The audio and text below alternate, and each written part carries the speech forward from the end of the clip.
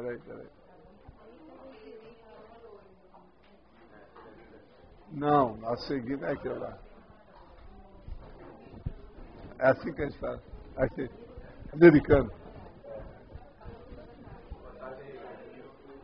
Olha lá.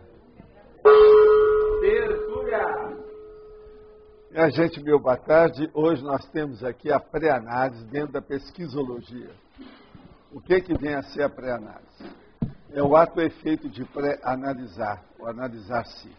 A avaliação, exame, interpretação ou julgamento acurado da realidade, algo, objeto, fato, caso, ideia, o construto de maneira meticulosa, dividindo, decompondo ou desconstruindo o todo em partes, para descobrir mais, antes de quaisquer outras providências técnicas, pesquisísticas ou investigações racionais, buscando determinar exatamente, em definitivo, um alto nível, alto e heterocrítico, o eixo da demanda do objetivo.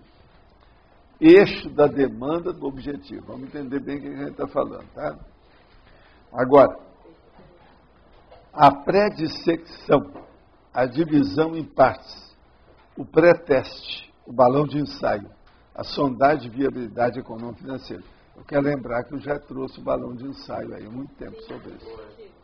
Os problemas pré-analíticos e metodológicos. Olha bem que são diferentes. Parece Benorex, tá certo? A reunião da análise da síntese dos compêndios técnicos. As etapas operacionais da pré-análise.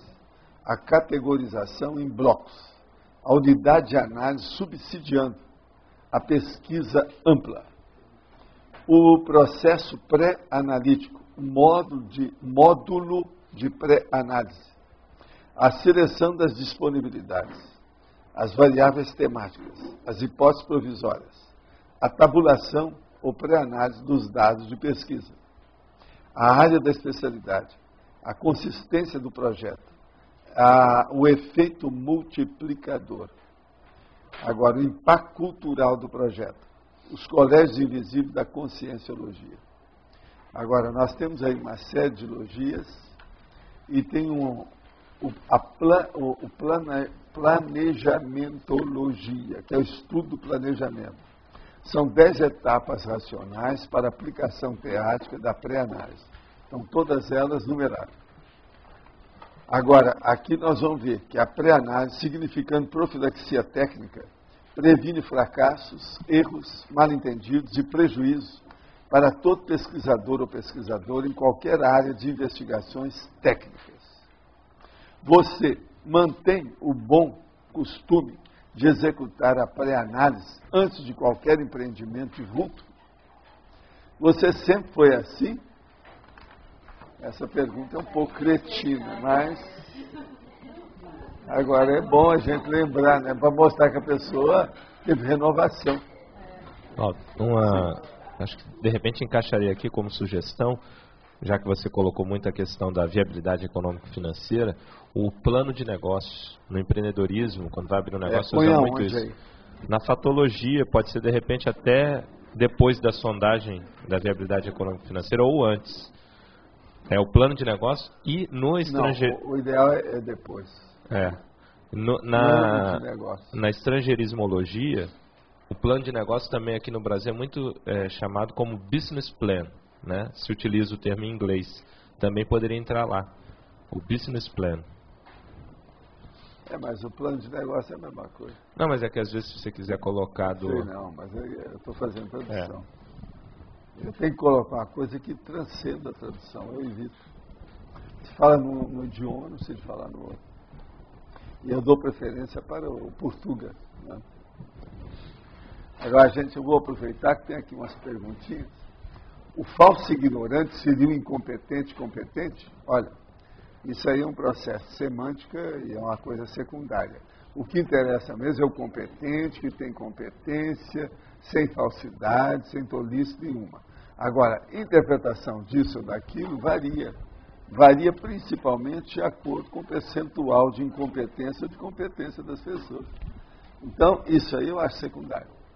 Agora aqui, tem uma pessoa que está perguntando que ele é policial federal há 12 anos, há 4, teve contato com o Instituto, agora tornou a voltar. Então ele está perguntando se existe incompatibilidade com o cargo. Vossa Senhoria conhece algum policial no Instituto, ou ao menos com um colaborador?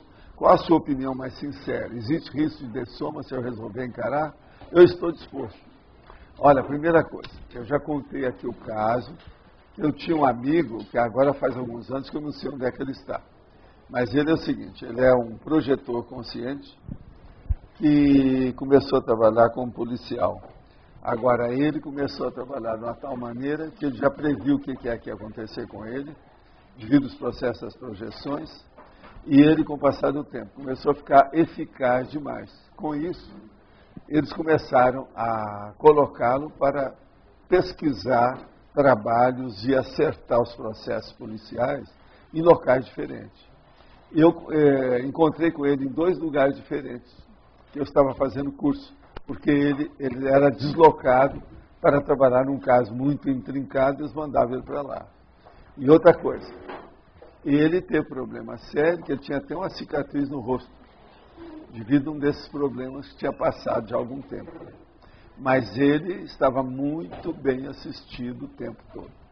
Um dia desse aí, nessa semana mesmo aqui na abertura, nós falamos que policial é um elemento, um profissional, que nós precisamos dele.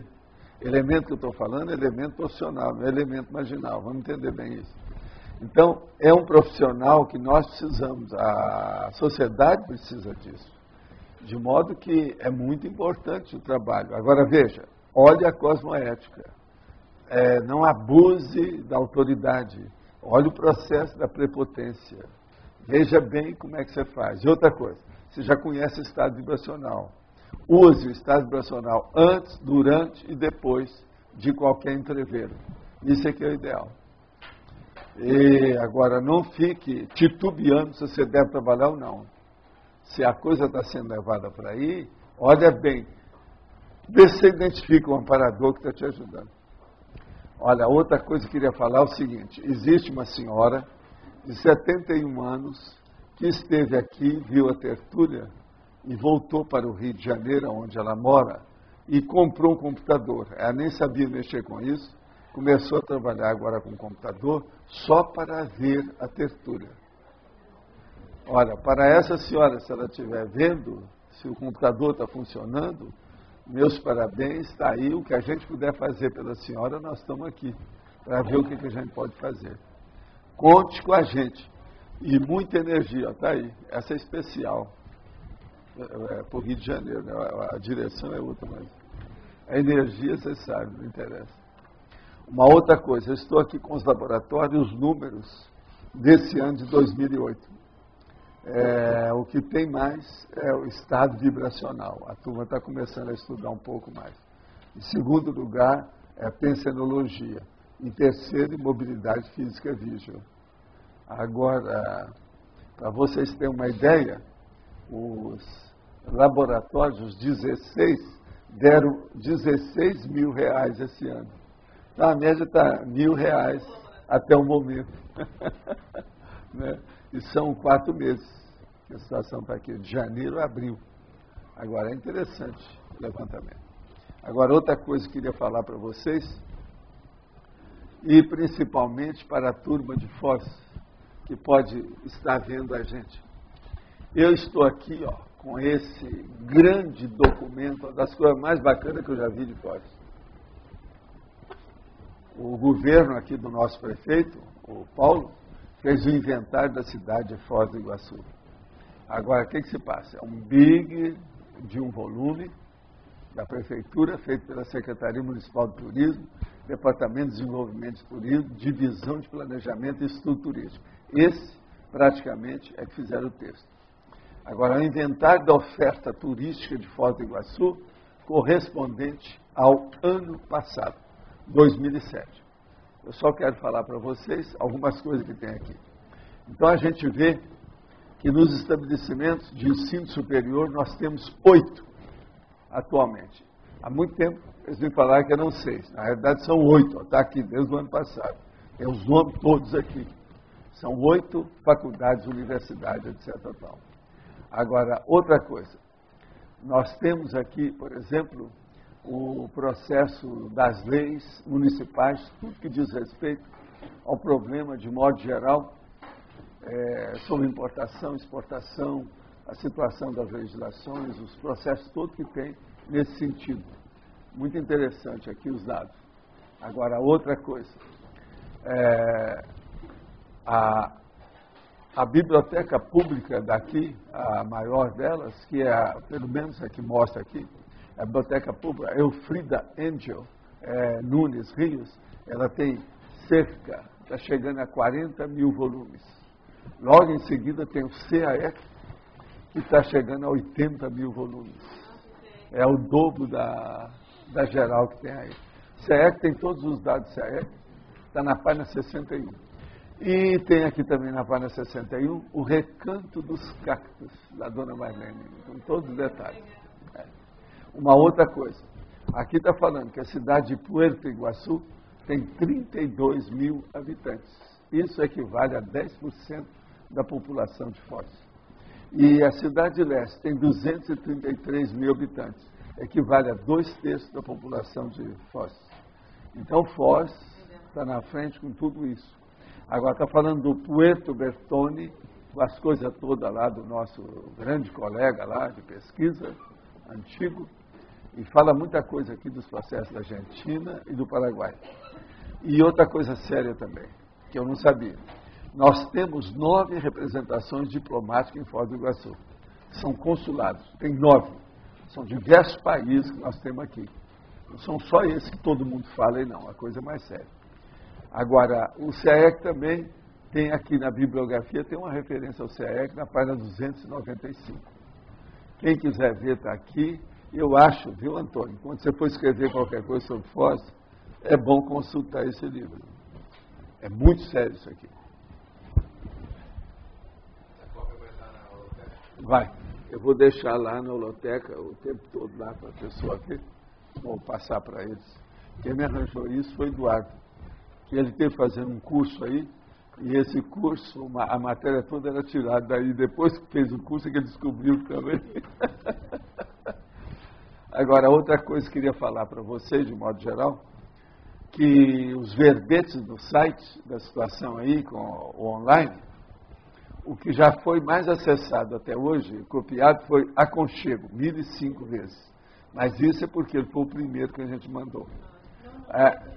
Mas dos primeiros. Agora o código, agora o código consagrado já foi 883 vezes. E a criatividade irresponsável, 854 vezes. Eu ainda não vi uma causa séria para analisar esses 3 aqui, que relação que tem isso com as necessidades gerais. Mas é uma coisa que a gente precisa de estudar oportunamente, né?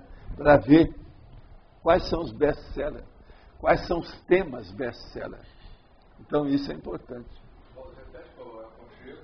Aconchego, código consagrado e criatividade irresponsável. Aconchego é uma coisa de emoção que pega aí, então, isso aí a gente entende. Código consagrado é porque o povo isso aí é curioso, né? Todo mundo quer saber que código é esse. E a criatividade irresponsável é um negócio quase que oximorônico, né?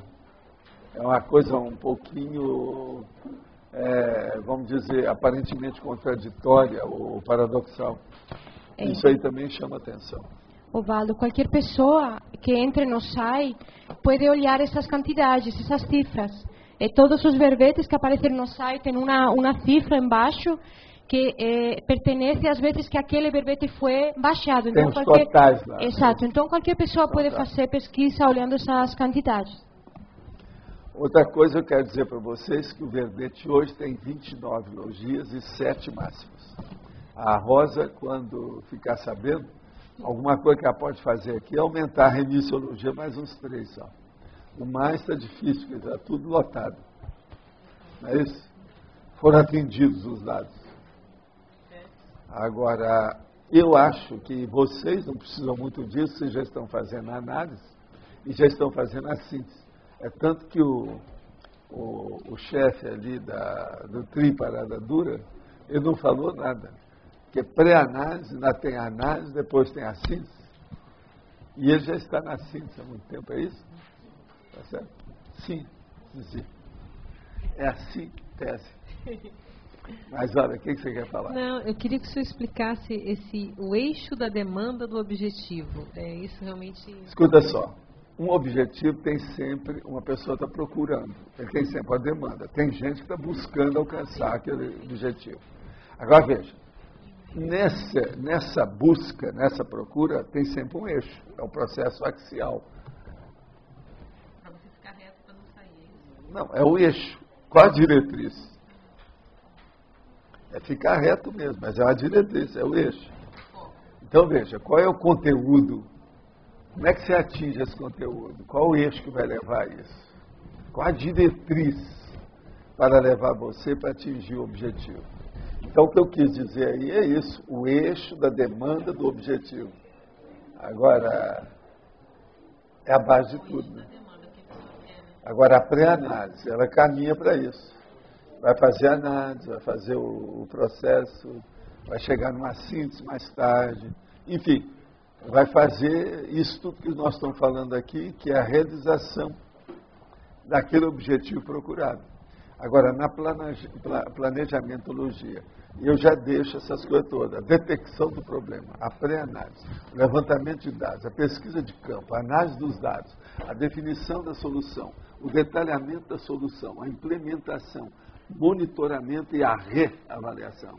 Aí nós completamos o périplo, o ciclo do processo todo. A parte começa no 8, né? Agora, no fim, é que dá o problema da monitoramento e reavaliação, é um processo já consolidado. É o pós-fácil da história. Agora, de modo geral, isso tudo aí a gente pode usar. São coisas sintéticas, entende? Mas que tem conteúdo. Tudo isso nós estamos falando aqui. Agora, na remissiologia, nós temos análise tendenciosa, balão de ensaio, holoanálise da Consim, interação, análise, síntese, taxologia das análises. Só aí tem 7 temas, mais ou menos, correlatos, e que tem relação com isso aqui, e que a pessoa é só consultar que ela vai ampliar a ideia da pré-análise. Volto. Você tinha falado de pré-análise. Bom, em economia é muito usado isso, pré-análise de projeto, pré-análise disso. E eu sou economista, então eu estou familiarizado. Agora, aqui na terceira linha, sim, eu gostaria que você analisasse a reunião da análise e da síntese dos compêndios técnicos. É a hora que eles começam a fazer a análise, que é com interpretação, ou seja, hermenêutica, e eles vão caminhando para a síntese, que é o processo das conclusões temporárias. Agora, a maioria dos grandes compêndios técnicos, eles mexem com isso, do início ao fim. E do ponto de vista prático, objetivo. Então, a pré-análise, ela está aí dentro. Que é uma sequência, pré-análise, análise e síntese. Agora, esses compêndios, você quis dizer que existem a síntese já escrita. Agora, tem gente que gosta de falar na sua turma, aí, ou da sua área, ou o dedão do seu nariz, sobre tese, antítese, é isso? E a síntese. A dialética é a tese, a antítese e a síntese. Dialética de Hegel e de Marx. Pois é. Eu só quero lembrar que existe isso. Mas aqui nós estamos falando de uma maneira prática, sem muita teorização. Não, mas eu quis dizer... Porque não adianta muita conversa de filosofia nisso. Não, mas aqui nem empresa que entrar com um processo filosófico é no buraco. Tem que ter filosofia. Estou falando a síntese dos compêndios. Você quis dizer aqui a síntese que existe já, vamos dizer, escrita, já feita. Hoje em dia o que tem mais é livros sobre computação e, em segundo lugar, empreendedorismo. O empreendedorismo tem todo esse processo de pré-análise. É os processos aí da MBA, empresa e outras coisas mais. Gestão, isso tudo está na moda, falar em gestão. Agora veja, o processo todo começa pela pré-análise. Por exemplo, uma coisa séria. Você vai fazer uma empresa em qualquer lugar. Primeira coisa, qual é a viabilidade econômico-financeira dela? Isso é uma pergunta cretina de início. Dentro da pré-análise você tem isso. Agora, outra coisa, como é que é o processo ambiental? As leis do ambiente, o processo se pode, o problema da poluição, da ecologia, o problema da competição do mercado, a concorrência. Outra coisa, locação.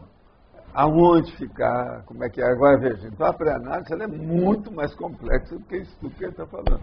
Então, hora que entra nos detalhes. Primeira coisa, tem água no lugar, aí entra aquele negócio do imóvel. Tem água? Tem comunicação? Qual a população? Uma outra coisa, se uma pessoa vai instalar uma firma aqui em Foz, a primeira coisa que ela tem que falar é ver esse livro que eu estava lendo aqui para vocês. É esse livro que eu sempre procuro quando eu ia a qualquer cidade. Eu quero saber o que é que tem. Agora é engraçado, porque a maioria dos lugares não tem isso. Foz está na ponta. Então, eu sou capaz de garantir, por exemplo, Porto Iguaçu, não deve ter isso. Na área econômica, que eu sou economista, além de filósofo, mas eu estou falando aqui da economia, eles usam muito a pré-análise, a análise e a síntese. Usa, eu sei. É usado mas agora eles gostam muito da antítese, né? Dentro da filosofia. Agora, tese, antítese. Tese, antítese e síntese é a dialética, mas de efeito prático bastante grande também. Eu chamo trinômio, né? Eu uso trinômio. O efeito prático é grande. Agora, o trinômio que eu estou usando aqui é outro. Esse aí é o mais prático, é o 99% da vivência. É esse nosso aqui. Como foi feita a pré-análise dos livros e artigos que foram colocados na bibliografia do livro Projeciologia? Os últimos livros publicados pelo professor também utilizam o mesmo método de projeciologia. Olha, o meu problema é o seguinte, você está falando em bibliografia. A bibliografia tem dois tipos que eu uso. Uma é específica e a outra é a geral. Eu uso mais a específica e essa aí eu tenho uma estilística, que ela não é muito usada. Na academia, na universidade, não usa a minha estilística. Eu não sigo a BTN. Eu respondo mais detalhes do que a BTN exige. Então, os meus dados, eles são mais completos. Por quê? Eu uso a técnica do detalhismo e a outra técnica da exaustividade para fazer bibliografia. Agora, qual for a pré-análise dos livros? Eu trabalhei, como ele está falando aqui, projeciologia, eu quero dizer para você que eu preparei o livro durante 19 anos. E eu demorei a publicar o livro justamente por causa da bibliografia, que eu queria colocar e esgotar, fazer exaustividade de todos os livros que eu pudesse sobre o assunto de projeção na hora que eu fosse publicar. E quando eu publiquei isso em 86, todos os livros que eu pude estudar em diversos países, eu coloquei lá dentro. Agora, a primeira edição eu coloquei, tinha 907 obras só. E não era um livro só, não. Tinha artigos, a comunicação de autor para mim, pessoal, uma porção de coisas. Eram 900. Agora, com o passar do tempo, eu ampliei isso aí. Hoje, nós estamos fazendo uma terceira bibliografia, porque foi feita a primeira bibliografia do Projeciologia. Uma segunda que foi colocada no 700 experimentos. E agora nós estamos fazendo uma terceira que já tem mais de 10 mil entradas, mais de 10 mil itens da bibliografia. Mas aí é sobre todos os fenômenos que interessam na conscienciologia. A maioria são fenômenos parapsíquicos mesmo, de alto nível. E isso que envolva o nosso material. Então essa terceira bibliografia tem muito material nosso de promoção, de propaganda, disso e daquilo, que foi publicado em órgãos diversos do Brasil e do exterior. Mas já tem mais de 10 mil itens. Eu penso que se a gente for demorar mais 3 ou 4 anos para publicar a enciclopédia, quando eu for colocar essa bibliografia, ela vai ter o dobro disso. Então só isso aí já vai ser quase que um volume, lá dentro da enciclopédia. Agora, outra coisa, além disso, eu tenho uma outra bibliografia que eu estou levantando faz muitos anos, sobre o problema sério sobre consciência. a expressão consciência, a realidade da consciência. E essa também eu vou publicar na enciclopédia. Agora, tudo que nós estamos usando, eu uso essa técnica da bibliografia. Agora, por que eu faço isso? Eu faço isso para minimizar os problemas do leitor, para diminuir os problemas para ele. Começa pelo leitor, que sou eu mesmo, que eu leio. Eu sou o primeiro leitor das coisas que eu escrevo. Eu não tenho preguiça de reler aquilo que eu escrevi. E eu faço consulta daquilo que eu publico. Esse é o motivo, por exemplo, essa pré-análise aqui, ó, ela não tem bibliografia. A maioria desses verbetes eu posso pôr bibliografia, que eu já tenho um monte disso. Mas é que eu quero colocar quando eu for publicar, finalmente, a enciclopédia. Uma outra pergunta. Em atributologia, eu gostaria que comentasse sobre a capacidade de abordagem técnica e paratécnica da realidade para a realidade. O problema todo é o seguinte: nós estamos nessa dimensão, mas nós não somos desta dimensão. Nós estamos conscientes, mas nós somos conscientes. Vamos ver se entendam bem isso. Então, numa condição dessa, dependendo daquilo que a pessoa está fazendo, ela não pode ver só essa dimensão. Na hora que ela vai fazer a análise de qualquer texto técnico, ou qualquer pesquisa maior, ou uma investigação mais profunda, ela precisa de ver as outras dimensões. Para isso, é necessária a paratécnica, para examinar a pararrealidade, ou a multidimensionalidade, ou a extrafisicalidade. De modo que isso é muito sério. Outra coisa, uma pessoa vai fazer uma empresa, seja o que for essa empresa. Vocês não acham, por exemplo, que seria o máximo se ela colocasse a energia do estado vibracional nessa história? Você não acha que seria muito bom para ela se ela conseguisse fazer um corpo de pessoal, o CDO, não é isso que eles chamam aí? A turma de pessoal, o departamento pessoal, só com elementos que dominassem o estado vibracional? Agora, pior, só para colocar água na sua boca. Não seria ideal fazer essa empresa só com gente que fosse tenepsista? Pensa nisso. Pediu para dar um exemplo, estou dando.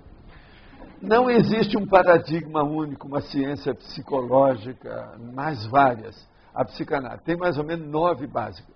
Seria a conscienciologia a substituta única para essa diversidade? Não. Nós temos uma pretensão maior. É substituto para todo tipo de conhecimento que tem nesse planeta. Por isso que aqui tem uma pessoa que chegou no Rio e falou que eu sou extraterrestre e estamos trabalhando com uma linha de conhecimento extraterrestre, que nós estamos dando o balanço da Terra. Agora, o que é que falta aqui? Falta o parapsiquismo, então falta tudo. Você vai falar assim, mas não falta o parapsiquismo. As religiões estudam isso. Não, elas não estudam. Elas dogmatizam. Elas não fazem pesquisa. Aqui, ó, banana. Se você está pensando nisso, não está aí não. Olha o meu dedão no seu nariz. Não tem nada disso. Então, o problema nosso é ter uma cosmovisão da nossa realidade como consciência. Ou seja, como consciências extrafísicas que estamos temporariamente aqui. Nós não somos daqui.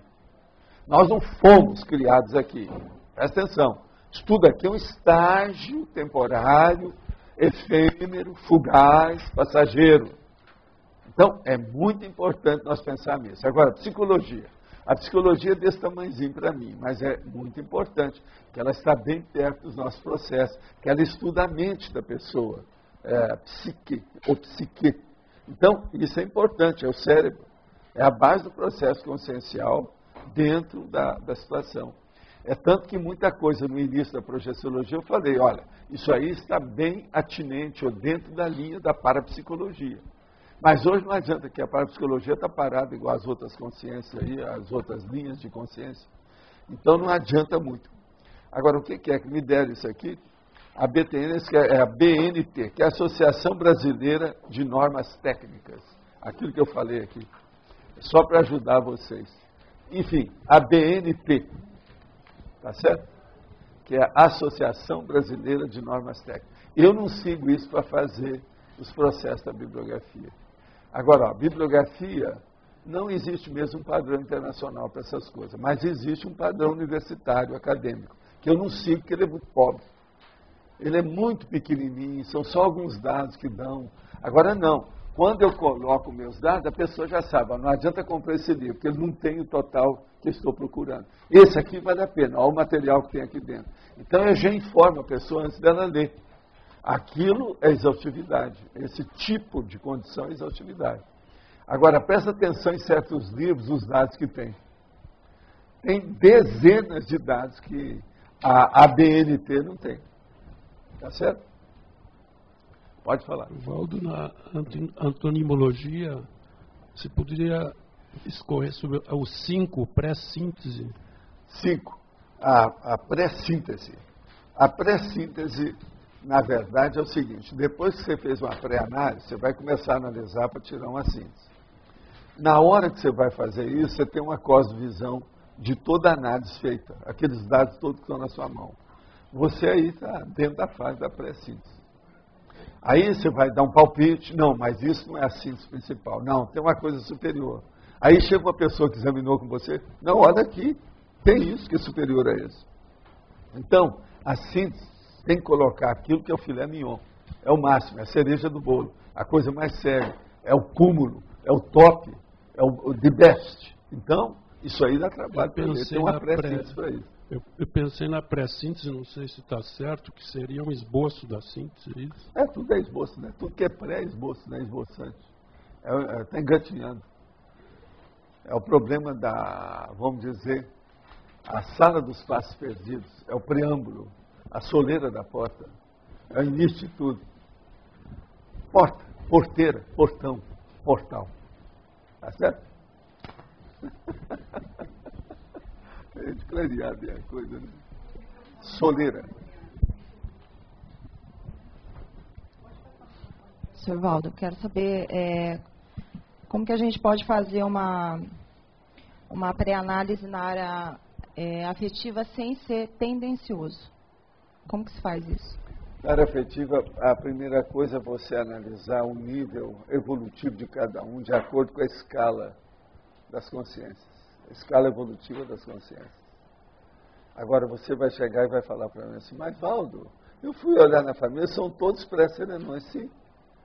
Mas veja que nível de pré-serenões. Tem uns que são mais vivos que outros. Estão mais despertos, lúcidos, estão mais com maior awareness, tem mais conscientização da realidade evolutiva. Entende? Então, vamos ver com calma. Você tem que lembrar o seguinte, olha lá, pré-serenão vulgar é 25.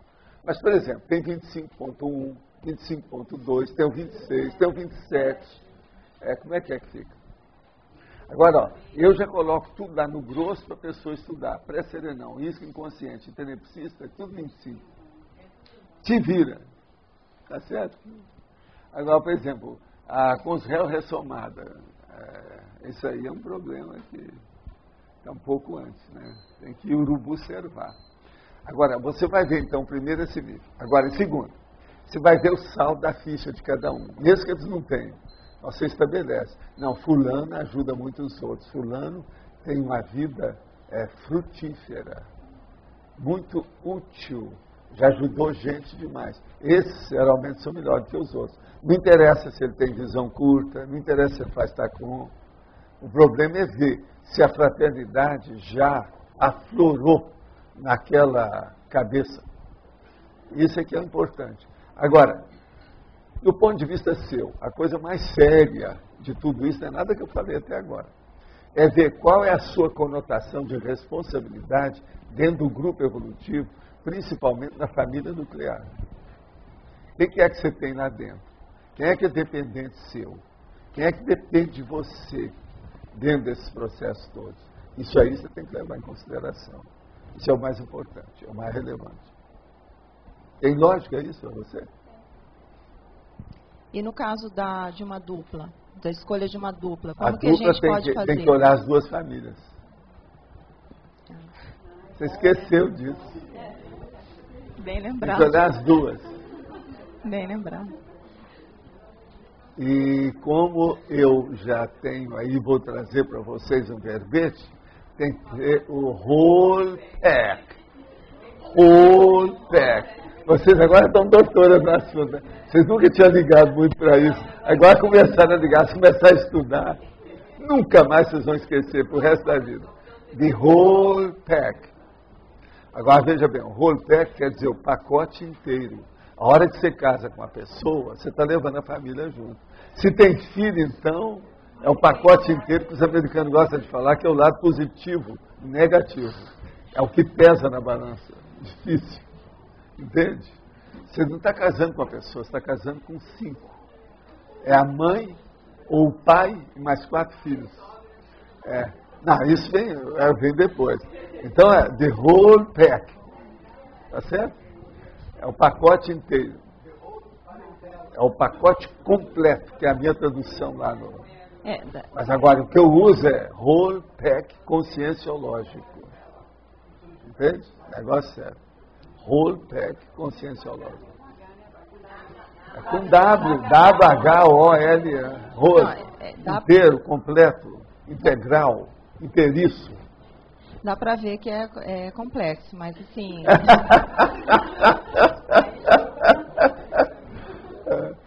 Não, é completo. É completo e complexo. Não é só complexo, é completo. Agora, assim, whole pack. O senhor pode me dar Agora, você pode falar também whole package, que é C-K-A-G-E. Tá? Pode falar. Estou vendo que tem que analisar bastante coisa, mas assim... Pode me dar um exemplo do básico, sabe? Assim, eu tenho que... Não, eu tenho que pensar... É o que eu estava falando lá com o meu amigo aqui, ó, enquanto eu estava almoçando hoje. Tem que olhar, a primeira coisa, quais os dependentes que você tem lá. E quais os dependentes dele, sabe? Do príncipe. Que o príncipe, às vezes, ele tem um reino. Ele pode ter um reinado. É o principado. Como é que fica? Tem que olhar o principado do príncipe. Ou o reinado do rei. Agora, quando é mulher, como nós estamos mexendo com ela, quando é mulher, é o reino da rainha. Tá certo? E por aí vai. Vocês veem que tudo tem as coisas aí bem claras. Qualquer coisa é só conversar com a Laura que ela discorre sobre o assunto. É isso? Mas olha, você começou a entender? Agora, quais as dependências disso? Essas dependências envolvem o cachorro, o gato, o animal doméstico, o passarinho. Entende? E uma porção de uma série de considerações aí mais íntimas. Mais íntimas. Olha só o que eu falei. É o intraconsciencial que a gente não está tocando aqui com detalhes. Também isso entra. E todas os pseudópodes, decorrências, derivações, efeitos, consequências, mais alguma coisa? Eu acho que está claro. Eu, às vezes, tenho que traduzir bem para a coisa ficar clara. É a tradução do português para o português.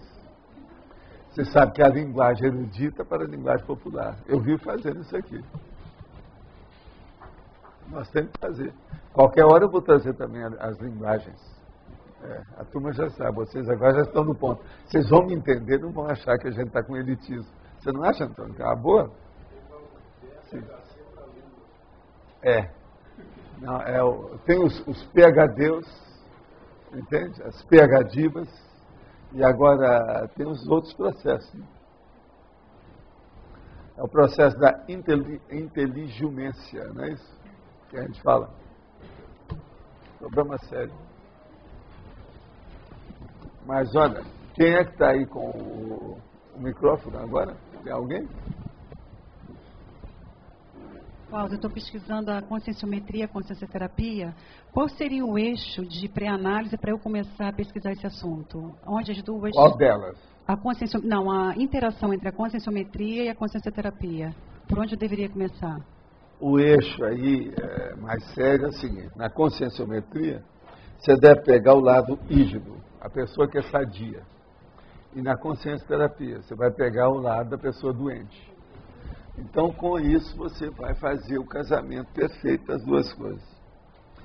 Para a turma da conscienciometria, na minha vida inteira, eu falei, vocês precisam examinar o lado patológico através da consciencioterapia. E para a turma da consciencioterapia, eu sempre falei, vocês têm que examinar lá o conscienciograma para ver o lado rígido. a consciência terapia não pode seguir aquilo que a medicina faz e que a psicologia segue atrás, que é só cuidar de pessoa doente. Então não há profilaxia. O que é que eu faço aqui?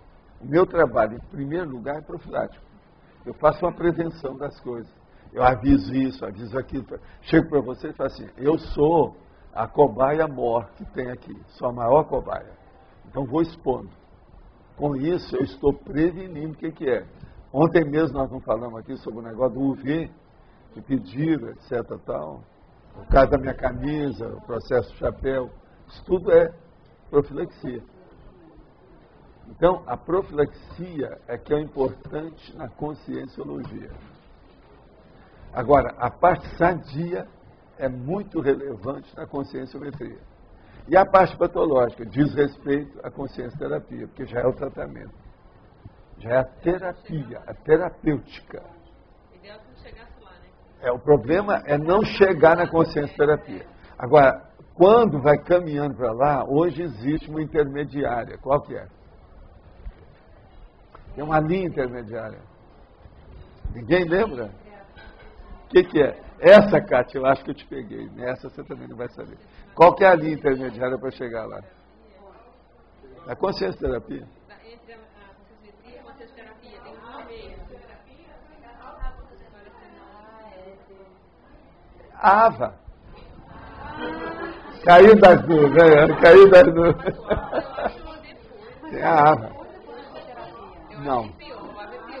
Não, ela é antes.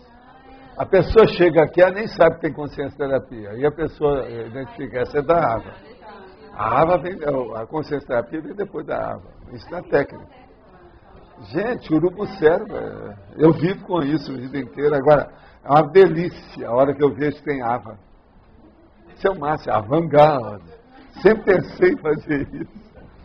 É uma coisa muito difícil.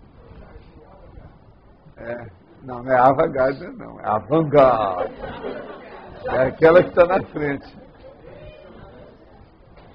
Fala. Eu queria saber o seguinte, o eixo das suas demandas é sempre a assistencialidade? Eu também falei com o nosso amigo aqui hoje, na hora do almoço, sobre isso. E vocês estão levantando a leva, olha o negócio da sincronicidade, é incrível, né? Na minha vida, por exemplo, toda a minha vida emocional, afetiva, de dupla, etc., tal, de casamento, eu sempre vi, não a pessoa que eu gostava mais séria ou maior, não. Eu sempre vi uma pessoa que é do meu passado, mais chegado, que a gente tem culpa no cartório, etc., tal, que você tem que fazer assistência. Eu nunca coloquei isso que o povo chama de amor, simpatia, afeição, afetividade, emoção, e outra coisa muito séria, paixão, na frente disso. Eu sempre coloquei assistencialidade. Naquele processo meu, que eu falei para vocês que eu era um menino, quando ele falou, isso não é para você, era isso. Isso não é para você, observa bem. A coisa mais séria era afetiva, por causa do meu problema adolescente, as mulheres tudo atrás de mim, as moças, moça não, hoje o nome que se usa no cinema é garotas, as garotas todas atrás de mim. Você está entendendo? Era um problemão aquilo. Ele é um bom partido, ele promete, ele é promissor. E tinha a vovó, tinha a mãe, tinha o jantar, tinha o almoço, tinha o aniversário, tinha o presente, tinha não sei o quê. E vocês nem calculam para eu ficar livre disso, como é que era difícil.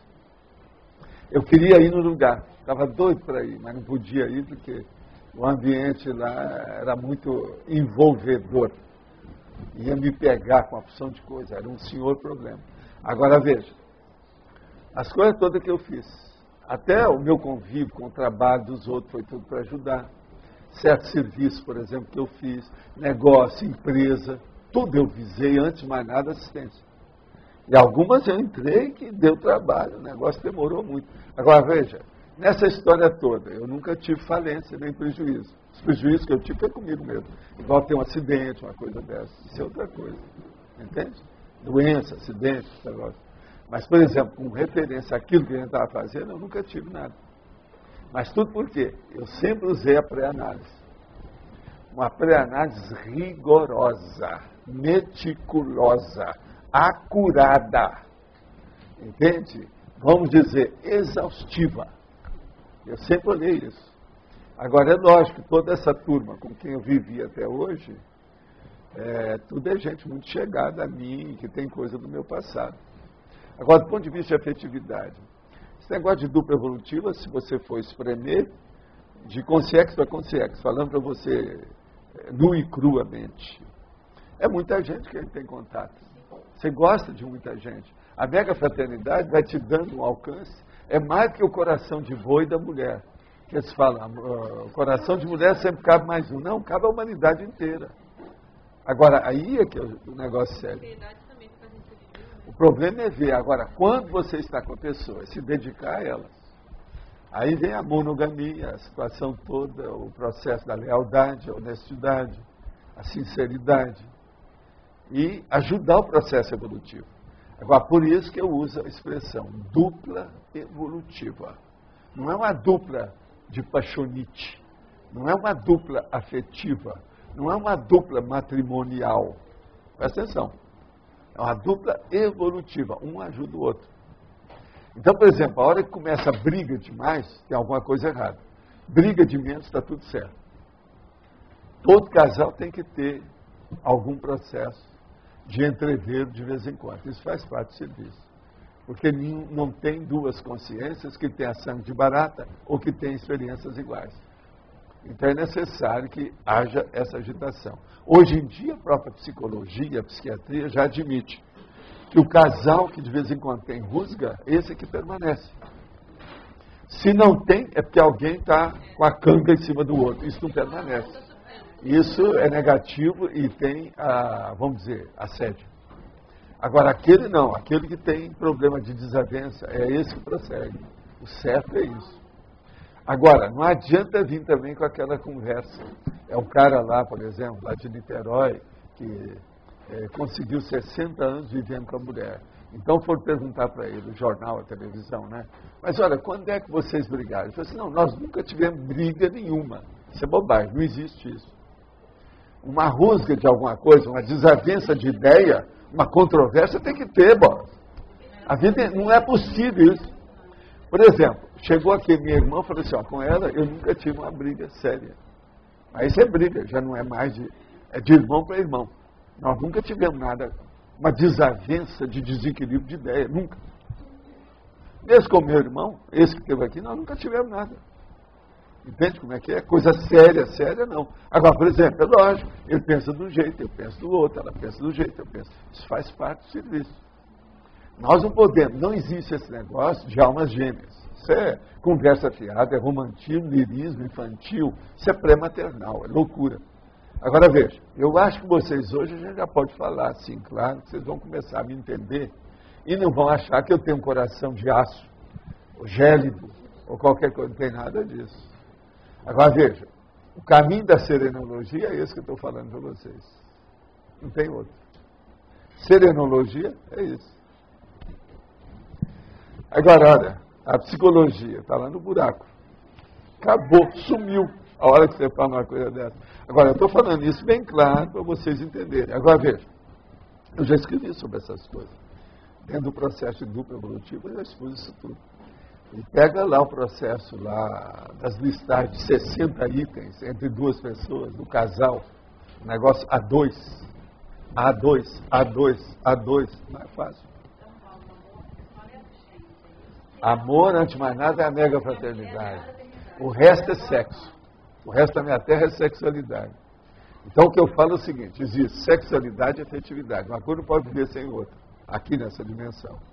Agora, extrafisicamente, o que existe é a mega fraternidade, que é a afetividade elevada para as parapopulações do cosmos. Então tudo muda. Isso é a holofilosofia, é o universalismo. Agora, eu falo para você lá sobre o processo da filosofia. Por que é que a filosofia nunca chegou nessa ideia? Eles falam assim, tintura, uma coisa ou outra, mas eu nunca vi um livro exclusivo sobre isso esse tempo todo. Não, é a pré-análise só.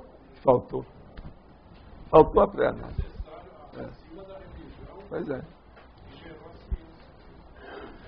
Agora, ó, o que aconteceu com o planeta Terra do ponto de vista multidimensional para o mergulho na Idade das Trevas? É o problema seguinte, que aqui foi colocado, a maioria da população eram sub-pré-serenões. Então, o que vai acontecer?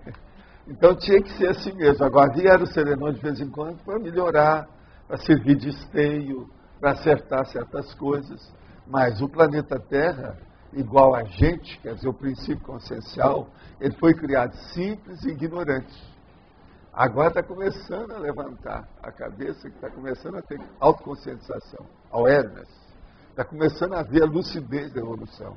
Então, a Idade Média, a era do obscurantismo, tudo faz parte, né, da situação. Até assentar as coisas demora muito.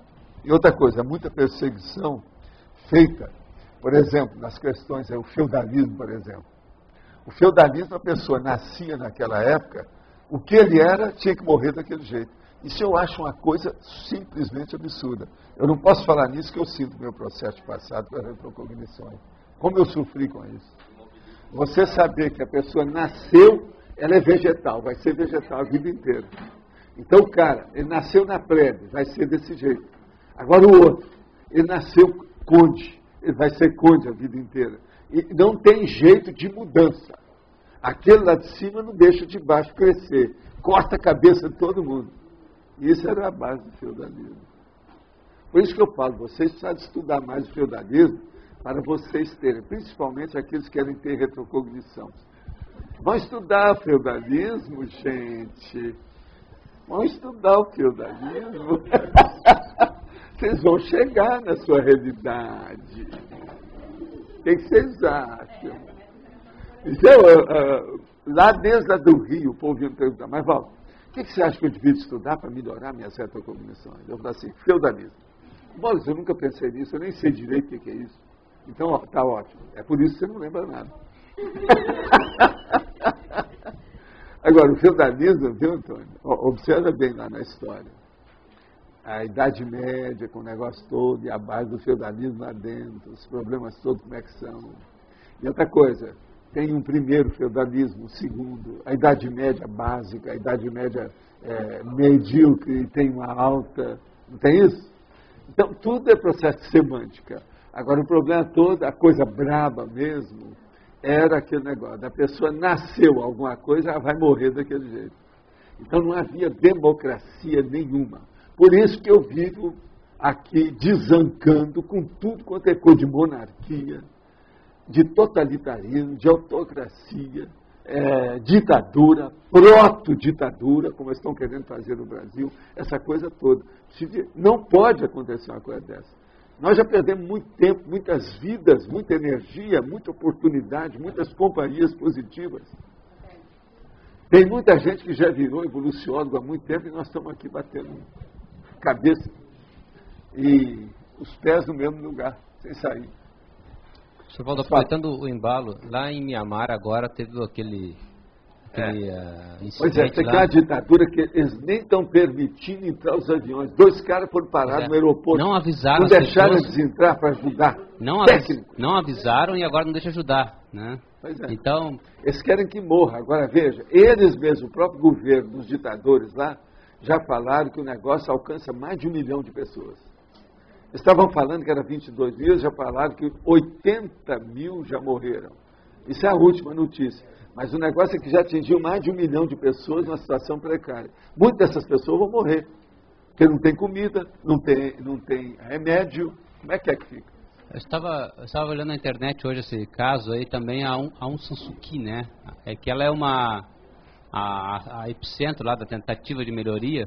Como é que o senhor vê a Aung San Suu Kyi nesse processo hoje lá? Ela tem força realmente para poder trabalhar com isso? Existe um amparo aí extrafísico diretamente tentando reurbanizar aquela região? Como é que está isso aí lá? O senhor tem ideia de como é que está essa coisa? Aqui, ó, é de Mianmar que tem as mulheres do pescoço comprido, você sabe? Por aí você vê o nível que é a situação. Ainda tem essa turma lá. E não é só processo de turismo, não. É problema de idiotismo cultural. Agora veja, esse povo tudo dominando lá. É uma caserna, ele dá um campo de concentração em Amaro. Então, o negócio não é fácil.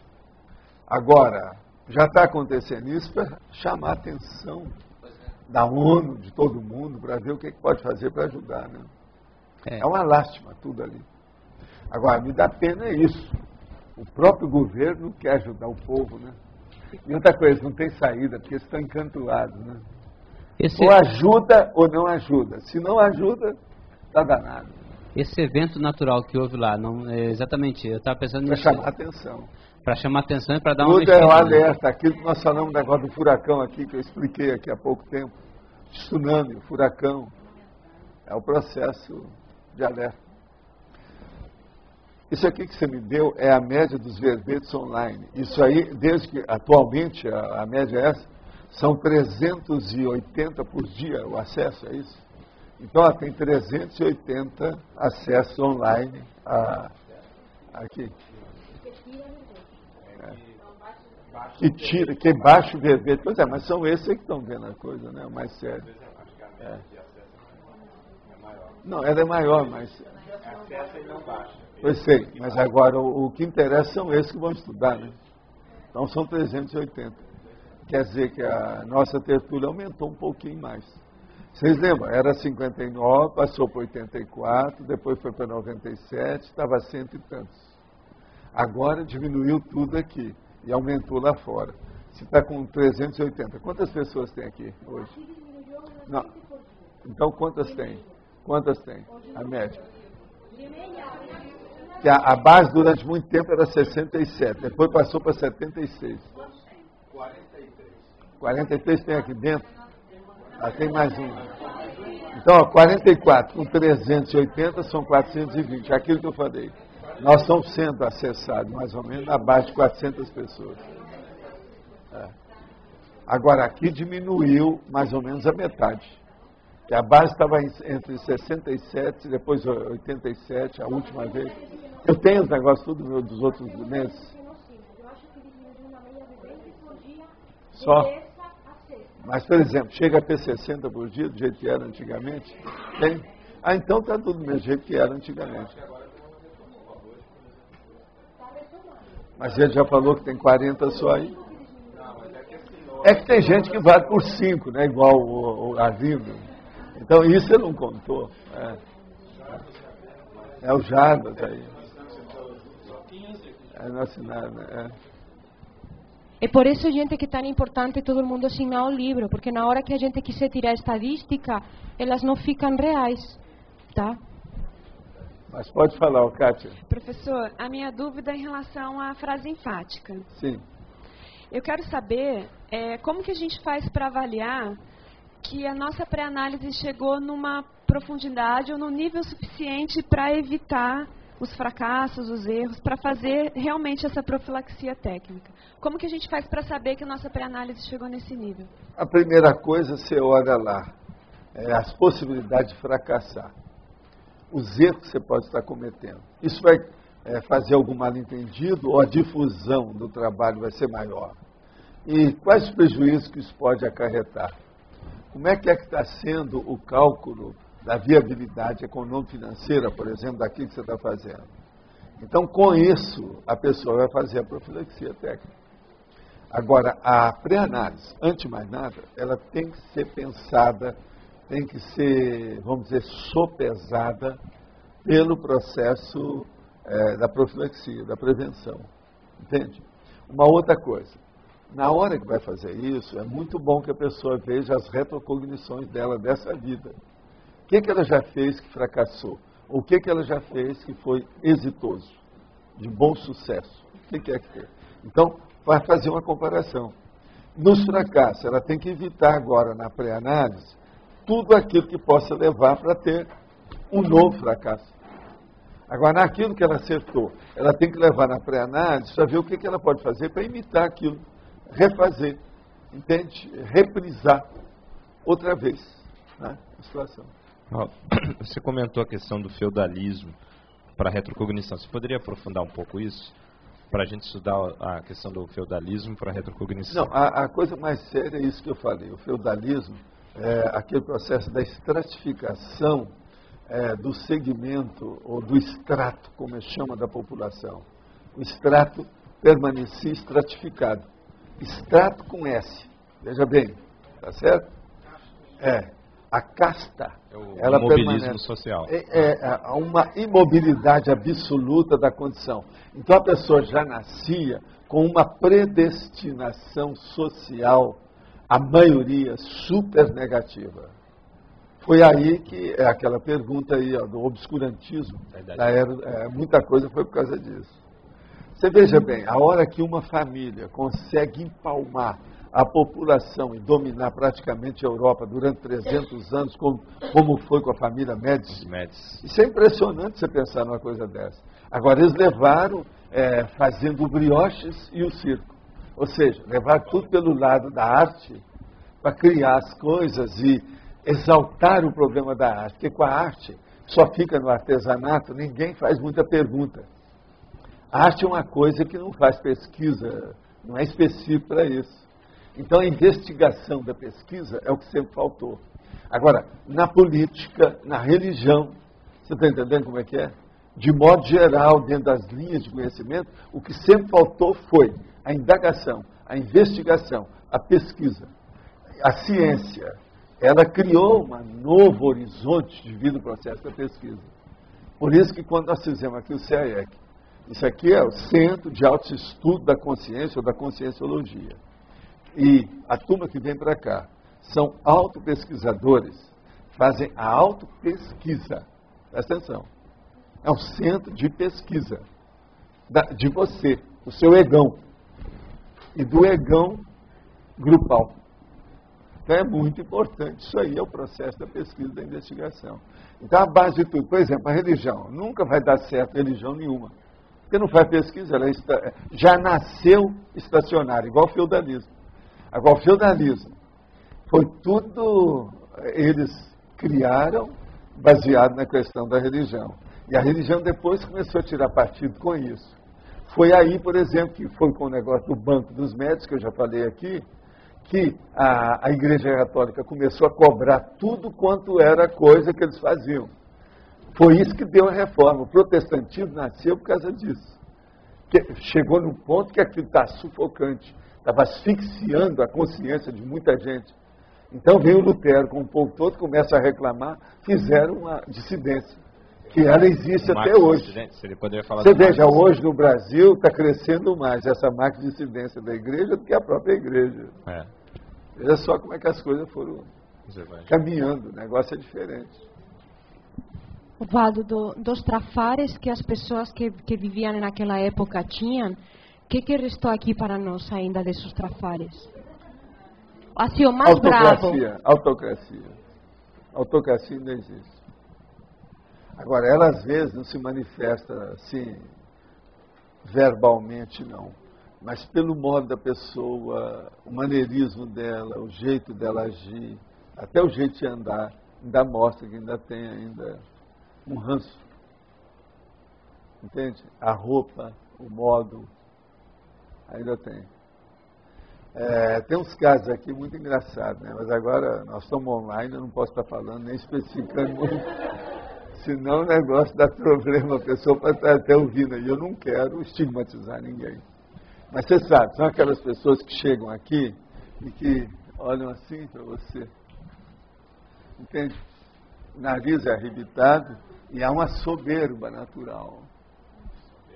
E outra coisa, são pessoas que estudam só serenão,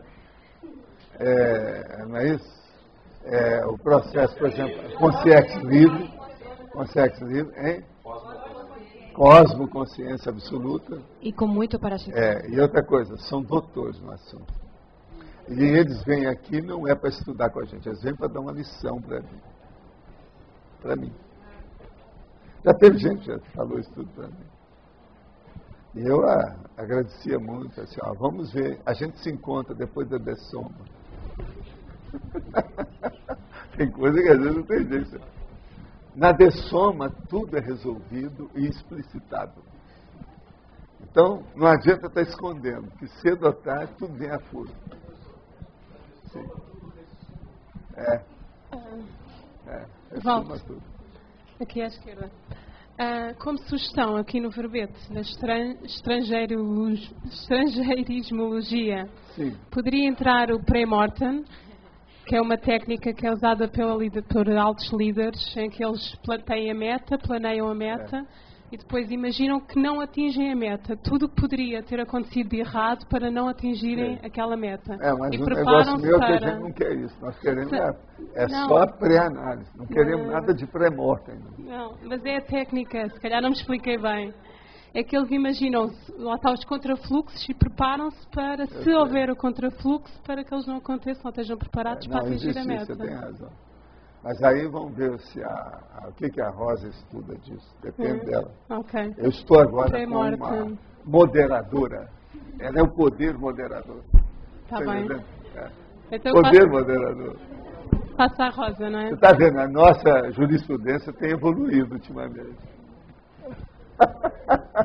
E outra coisa, o poder moderador entra com a matemática.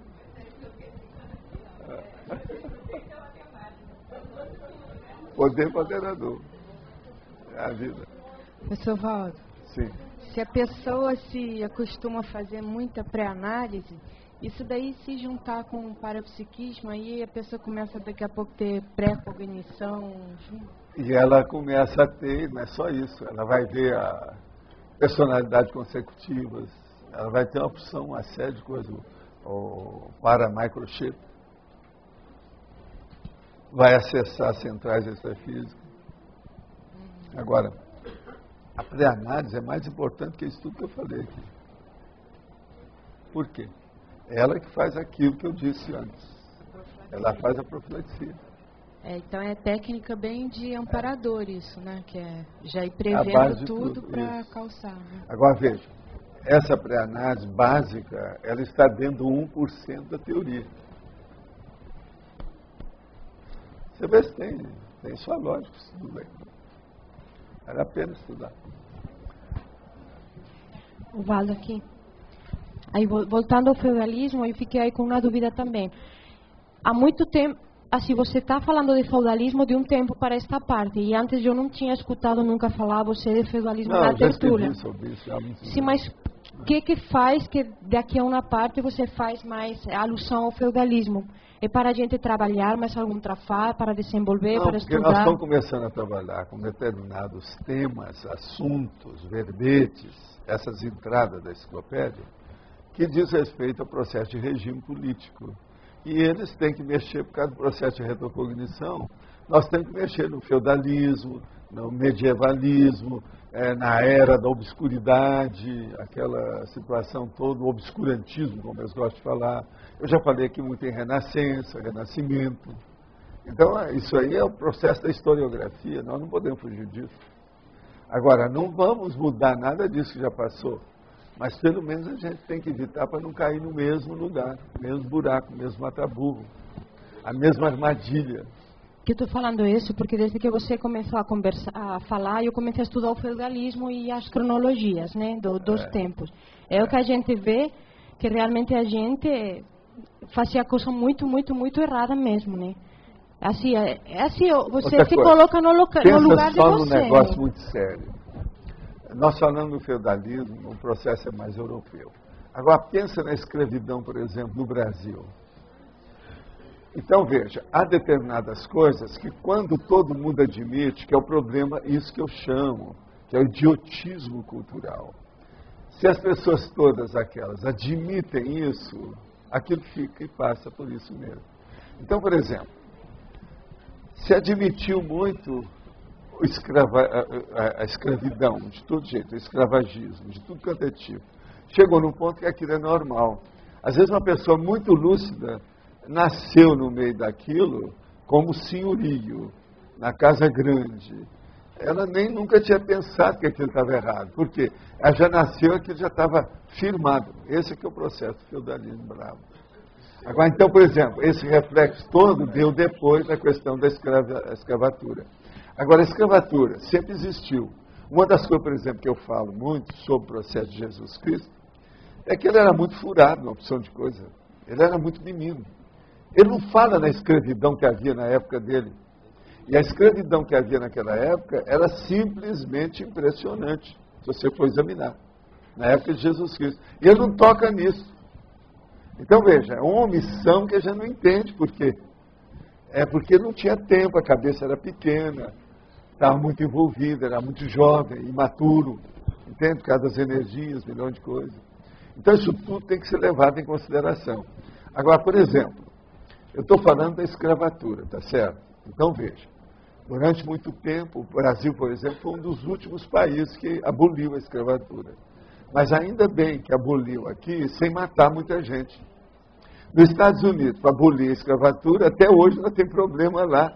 Eles criaram um processo muito sério de racismo. É o Sul contra o Norte, os Yankees contra... Não é fácil, os sulinos. Então, é um negócio seríssimo. Os filmes todos ainda têm um monte de audiência que fala nisso. Há muito telespectador e cinemaníaco sobre o problema ainda da escravatura e os problemas todos que tem lá. Isso tudo está vivo ainda nessa situação. No entanto, essa guerra foi de milho e lá vai fumaça. Quantos séculos já não se passaram lá? Agora a nossa aqui já chegou a um século, mas ainda tem muita coisa. Vocês querem coisa mais burra do que esse negócio de fazer esses índices de raciais para a pessoa entrar na escola? Isso é uma loucura. Onde é que estão com isso? Isso é regressão.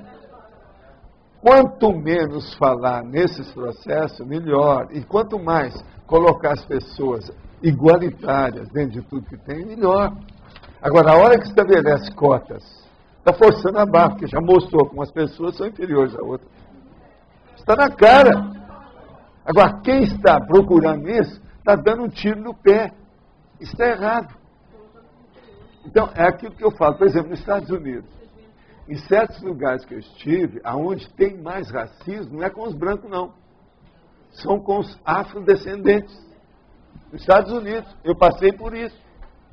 Esse negócio de eu vestir branco, tudo de branco, há muitos anos que eu uso só branco, você há de ver como é que isso criou problema para mim. Estados Unidos. Outra coisa, já contei para vocês, por exemplo, a Graça entrou em plena Manhattan, vai lá para comprar uma peruca, e todo mundo começou a dar para ela. A loja em plena Manhattan é só para pretos. Branco não pode usar aquelas perucas. Outra coisa, não fica pensando que é peruca de pichain, não. É peruca de loura, de morena, de tudo quanto é tipo. Eles praticamente expulsaram a Graça lá de dentro. Manhattan. Agora, recentemente.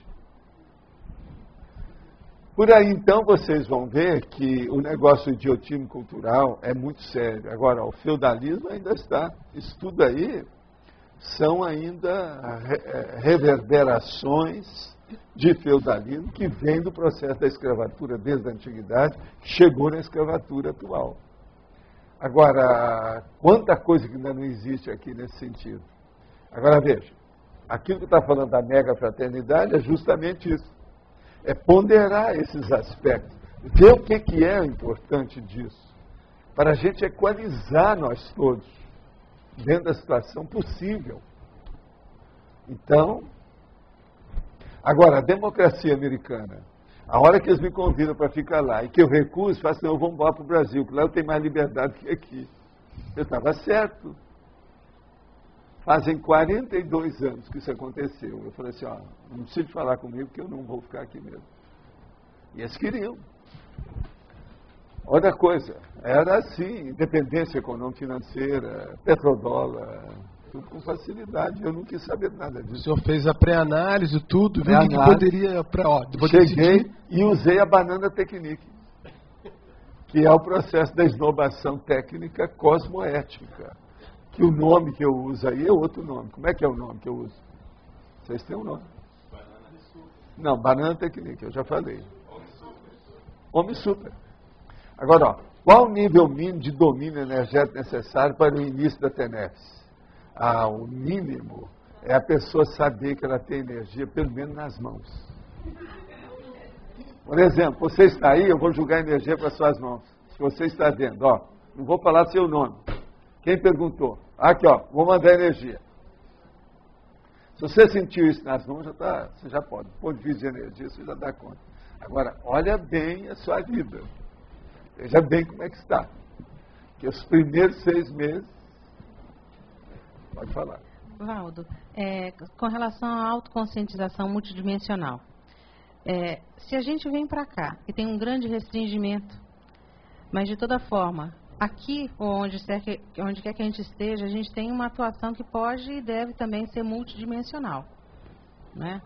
Aí eu estava pensando hoje, estava refletindo pela manhã, e como a gente volta com alguns resquícios de lembranças da fase do sono, da paraprocedência. Exato. E às vezes você está fazendo alguma atividade que tem um grau de complexidade, que tem um nível de lucidez, de discernimento mais alto até do que você traz para o intrafísico. E você só vem com um pedacinho da memória.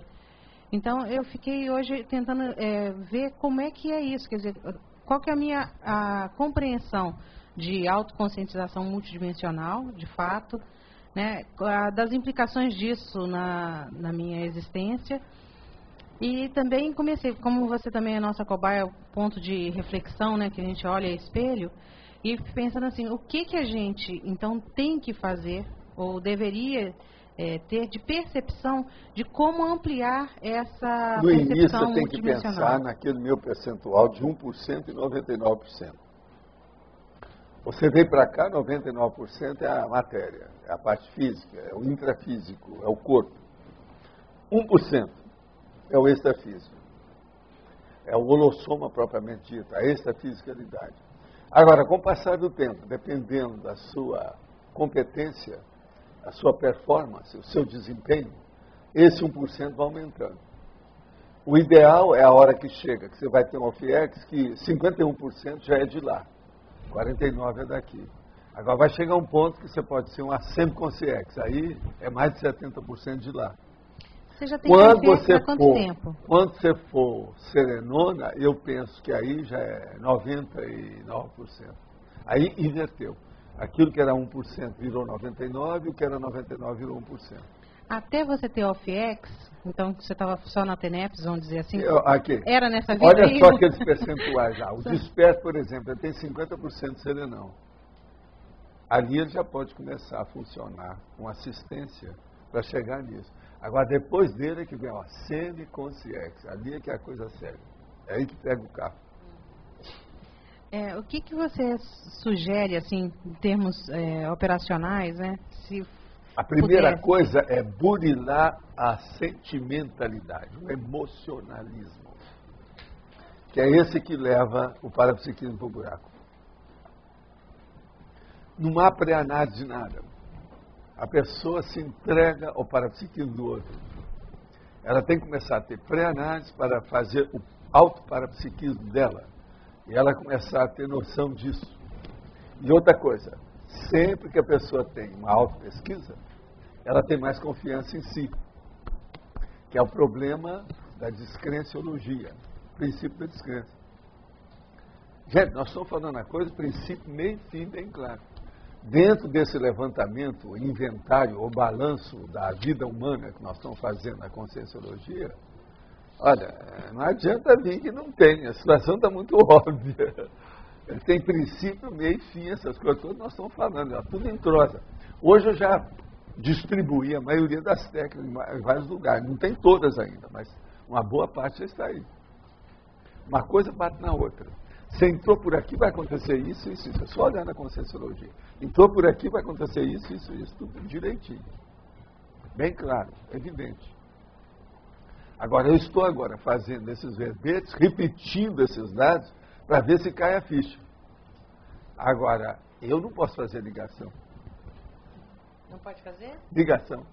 Depois que cai a ficha, a pessoa que tem que fazer a ligação. É o jeito. Né? Você entendeu aí o nível disso? Olha o 1% e o 99%. A gente começa assim com o parapsiquismo. Depois inverte tudo. No serenão é o contrário, 99% e 1%. Agora, no desperto, já pode começar os 50%. Com a semiconsciência já começa 51%. Depende dela. Agora, ó, Vamos entender, viu, Érica? Observa ali, olha. Veja só os processos de multidimensionalidade que tem na história. Veja. Com os réus ressomada, pelo menos algumas nuances de multidimensionalidade parapsíquica vai ter que ter nisso. Pré-serenão vulgar, não toca nisso. Isca inconsciente, já é o total, mas patológico. Benepsista, já está totalmente envolvido no parapsiquismo. Projetor consciente, é só isso. Epicom luz, o que é que eu falo? O epicom é aquela pessoa que já domina alguma coisa de alto parapsiquismo mais sério. Conscienciólogo, ele já leva o processo da multidimensionalidade do ponto de vista geral na vida dele toda, dentro da conscienciologia. Aí ele chega no desperto. Você vê, ó, diretamente falando as coisas, ali nós temos, veja só, o isca, benepsista, projetor consciente, epicom luz, só aí, ó, tem 4 para chegar no desperto, tudo sobre multidimensionalidade. Agora, por que é que nunca fizeram essa escala? Porque a ciência materiológica não estuda o parapsiquismo. Não há extrafisicalidade para a ciência. Ela é materiológica, ela é só monodimensional aqui. De acordo com a física, tem que ser tetradimensional, né? Porque tem largura e tal, não sei o que, uma opção de coisa. A dimensão, até chegar no tempo. Mas é monodimensional para nós. Tem lógica isso tudo, não tem? Faz sentido? Agora, é duro. Tem aquela pessoa que eu mostrei isso tudo para ela, já faz alguns anos, faz uns 8 anos. Isso na cidade de São Paulo. Então ela vira para mim e fala assim, mas Walter, tudo certo, mas é muito difícil para mim. Muito difícil para mim. Você está certo, então você deixa para a próxima vida. Mas agora só te peço uma coisa, pensa nisso. Aí dê um livro para ele, ó, leva esse livro, lê alguma coisa e anota. Pelo menos você vai ter retrocognição disso. São as pessoas que não querem saber de nada ainda, entende? Ela não quer o role pack. Vocês estão frequentando aqui, vocês estão querendo o role pack conscienciológico. Essa pessoa lá não, ela não quer pacote nenhum. Ela não quer saber. Então quer empurrar com a barriga, né? Tem alguma lógica aí para você, viu? A situação nível. É a vida. Professor Walter, na pré-análise, eu queria saber se quando a pessoa fica pensando antecipadamente em algo, isso seria assim, uma analogia com aquela sua técnica de chegar antes, só que do ponto de vista de pensamento. Então eu queria saber se a pessoa ela vai como se fosse embasando uma coisa de energia, que aí quando ela vai fazer aquilo já está mais... o problema todo aí é o seguinte, quanto mais a pessoa colocar os seus atributos, tudo que ela tem, todos os dons que ela tiver nisso, ela colocar dentro da pesquisa antecipada, aquela pesquisa feita adredemente, ela vai lucrar com isso. Agora, não é só pôr energia, é potencialização de alto nível com reflexão em cima disso. A pré-análise exige mais reflexão, principalmente no início, que é o processo da teoria, né? Então, o solilóquio, o recolhimento íntimo, para a pessoa ponderar aquilo. Outra coisa, ela tem que combater 2 coisas sérias aí no início. Primeiro, o esmorecimento, o desânimo. Segundo, o superentusiasmo. Tanto uma coisa quanto outra piora tudo. A pessoa tem que ter equilíbrio para decidir nesse ponto dos acontecimentos aí, nesse nível, nessa altura. Agora, o que dá mais, quase sempre, é que a pessoa lá pelas tantas, ela enfogueta com alguma coisa, ela fica super entusiasmada. Isso também não é o ideal, não. Ela tem que fazer uma coisa morigerada, comedida, maneira, como diz lá o carioca. Tem que maneirar o processo. Nada de ficar assodado, como diz lá em Brasília, que é impossível, precipitado. Tem que evitar isso aí. Podemos encarar a reforma luterana no contexto da época como uma marca de dissidência? Sem dúvida, né? Mas só que tem que dar pequenininha. Né? E, por extensão, o espiritismo, no contexto do século XIX, era uma era extremamente materialista e cientifista. Não se enquadraria na economia de Marx? Sim. Mas o espiritismo também, ele parou no tempo. Allan Kardec não teve tempo de melhorar a situação. Mas o problema de Marx e Mini, dissidência, quem fala mais nisso sou só eu mesmo. Mas é de uma lógica terrível. O senhor poderia falar sobre a pré-análise realizada pela Consciex na preparação para a próxima ressoma? Quais os principais fatores que são analisados? Olha, a primeira coisa é que os fatores é aquilo que está na ficha da pessoa, onde ela claudicou, onde é que ela, vamos dizer, tropeçou nas próprias pernas. É isso que ela vai ter que consertar. E quase sempre aí tem os evoluciólogos que ajudam a pessoa a distinguir o que é que deve ser. Com isso, então, ela prepara ou se predispõe, ela analisa. Por isso que tem até aquele caso lá de projeções da consciência, que a gente mostra o caso do Tancredo, que ele estava se preparando para ter uma vida aqui e mexer com a informática. E ele fez uma simulação da vida que ele ia ter. Isso tudo é pré-análise da vida, da próxima vida. O socialismo, a ditadura que se está pretendendo implantar no Brasil, não seria a volta da escravatura? Sim, não há dúvida disso, não, está na cara. Essa pessoa que está falando isso aqui, se é a pessoa que eu estou pensando, eu quero dizer o seguinte, eu admiro muito o senhor. Vamos em frente, que a ideia é essa mesmo. Olha bem isso aí. O negócio é muito sério. Vamos em frente. Deixa eu guardar aqui o nome da pessoa. Suvaldo. Esses 2 dias eu estou trabalhando em cima de vultos, né, do século 18 e 19, que são na área de neurociência, física, grandes invenções. E aí, lá pelas tantas, eu fiquei me perguntando assim, olha, se teve alguma força-tarefa extrafísica, né? Porque na época não tinha curso intermissivo, antes deles nascerem, para poder eles terem tantas inspirações, já que eles eram Inspiração sempre teve. O Cro-Magnon, eles já tentavam dar inspiração para ele. E a Terra sempre teve serenão. Agora, o problema é que não havia nenhuma técnica do jeito que tem hoje. Não havia pesquisa. Essa palavra nem existia. Presta atenção. É isso que você tem que olhar. Hoje nós estamos vivendo a era da investigação, a era da pesquisa. Hoje em dia eles gostam até de colocar pesquisação, pesquisa isso, pesquisa aquilo, tem um monte de nome. Essa que é a era diferente. Então, é uma era da autopesquisa. Essa que é o mais sério. Isso não existiu. O Cro-Magnon não estudava ele mesmo. Não, eu entendi, mas assim, as invenções que eles fizeram, assim, as descobertas, né, na neurociência, na física, assim, mudaram a realidade do mundo, né? Sim. Entendeu? Aí, assim, era na época que o Zéfiro estava lá também. Então, mudaram a realidade, mas não mudaram muita coisa, né? Os caras estão tudo matando, os pais estão matando os filhos estão matando os pais. O que adiantou? Outra coisa, religião. Eles falam que mudaram, fizeram isso, Jesus Cristo fez aquilo, prometeu que o reino de Deus estava próximo. Quer dizer, tudo é besteira.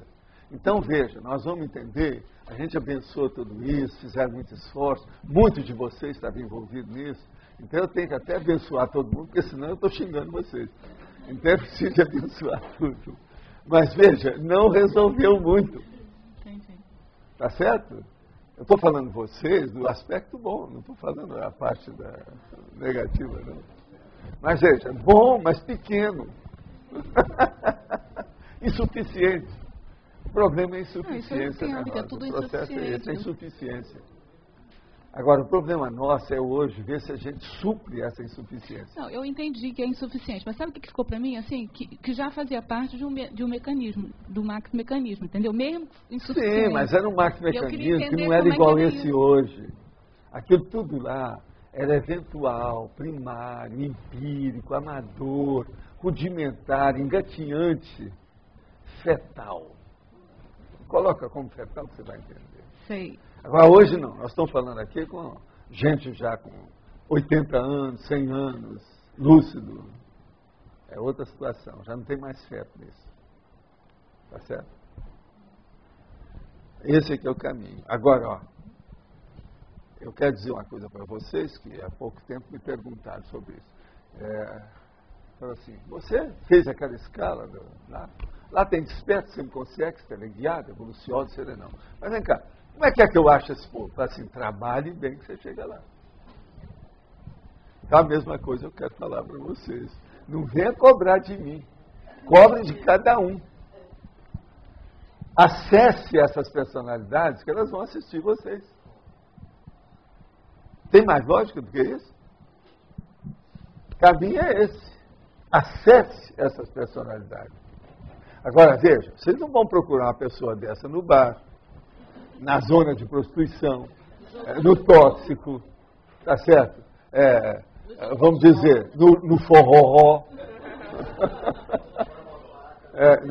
Como é que é?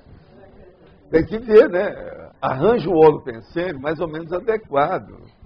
E outra coisa, faça o seu caminhar para chegar lá, né? Senão não vai. Mas você quer falar? Seria possível identificarmos assim, quais etapas do empreendimento tem que se refazer essas pré-análises? Porque tem que fazer a pré-análise para começar. Mas isso são ciclos que se repetem, né? Até para não haver o assodamento, coisa parecida. O problema todo é lembrar daqui das minhas empresas, que o balanço é feito de 15 dias. Você quer mais pré-análise? Eu estou te dando em cima do lance.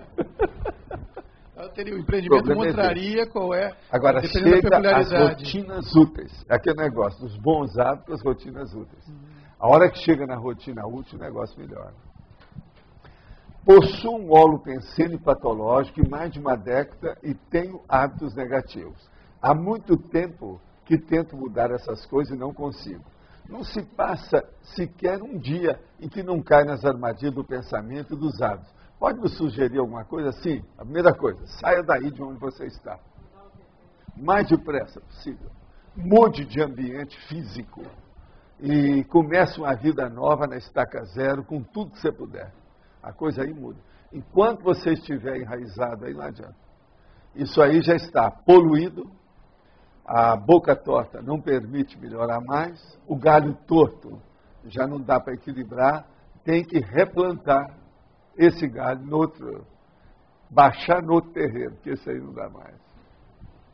Estou dando a dica, isso aí é que é o caminho que a gente pensa. Pode falar.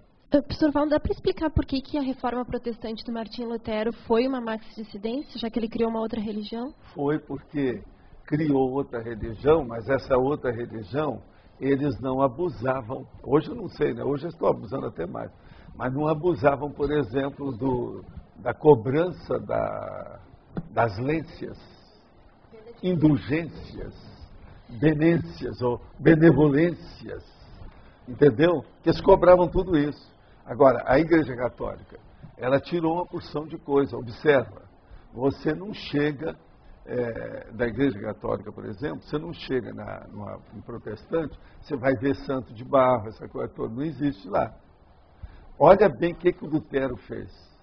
Ele expurgou uma porção de bobagem da Igreja Católica e continua até hoje.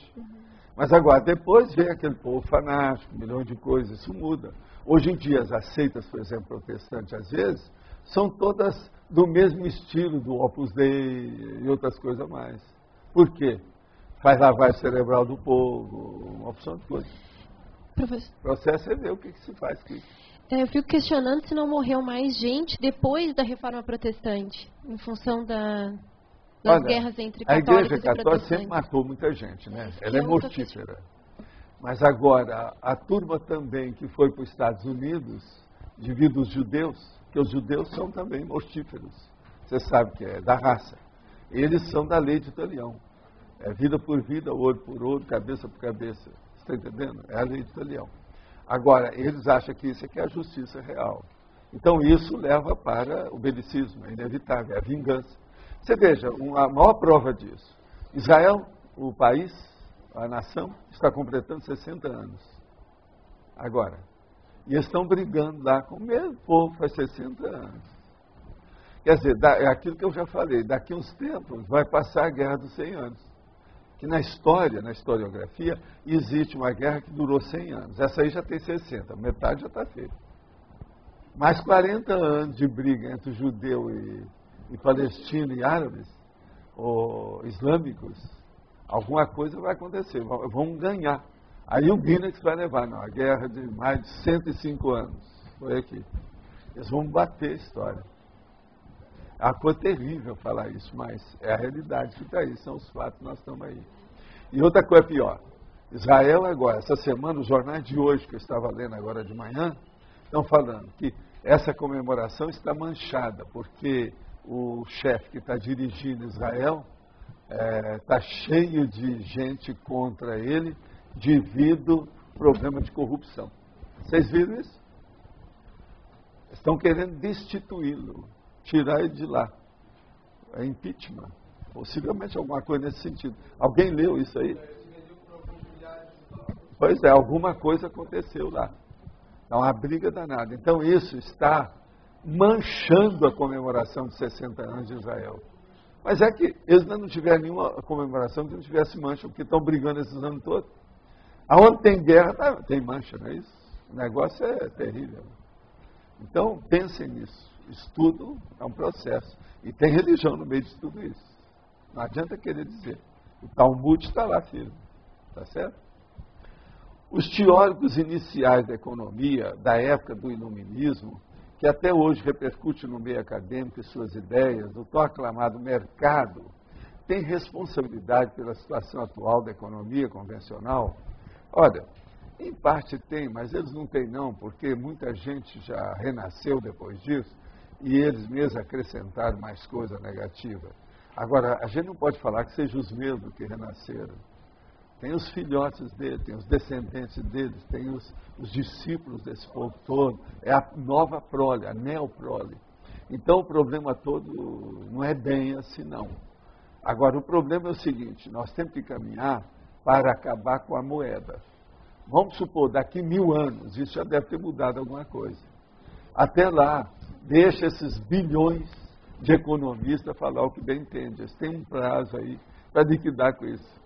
Mas que a moeda vai acabar, tem que acabar para ficar o processo mais da mais-valia, que o Marx falava tanto, do ponto de vista do esforço da pessoa, o trabalho dela, a situação mais séria. Porque o dinheiro do jeito que está aqui, ele não é bem remunerado, você sabe disso. Dentro do capitalismo selvagem não vai. Olha o processo. Os Estados Unidos, por exemplo, eu vi isso na Califórnia. Eles deixavam que os mexicanos entrassem para plantar as coisas, mas não deixavam que eles entrassem para viver lá dentro. Até hoje esse negócio está lá. Olha o processo da imigração. Então o cara pode ser escravizado lá dentro. Ele até é pago dentro da escravatura dele, mas é uma verdadeira escravatura. O que o povo trabalha, tanto que tem filme dos próprios americanos sobre isso. Então vocês vejam, isso aí é que não é o bom, né? A gente tem que dar um jeito. Então o capitalismo selvagem tem que ceder espaço dentro da paradireitologia com o tempo para nós chegarmos no estado mundial. Agora, vamos ter paciência até lá, né? E ver o que a gente faz do nosso lado. E outra coisa, colocar a boca no trombone, do jeito que eu falo aqui. Expor, pelo menos, para clarear alguma coisa, fazer uma tarefa de esclarecimento. Algumas pessoas vão entender isso. A gente fala para 1000, 2 ou 3 vão fazer alguma coisa. É assim que eu sempre pensei. Cara, você quer falar alguma coisa? Você está aí com o microfone. Eu queria voltar naquela questão que o senhor colocou da equalização do processo da megafraternidade. Outro dia o senhor estava explicando lá o Agendex da UFIEX. Aí o senhor falou que a partir de uma UFIEX cria-se uma central extrafísica. Aí essa central, vamos dizer assim, o criador, depois de um tempo trabalhou aquilo, vai ficar para outras pessoas que vão chegar lá e vão cuidar, outras consciências. Isso seria o processo magno dessa equalização? Isso seria o top de linha? Isso aí é um aspecto ainda pequeno, né?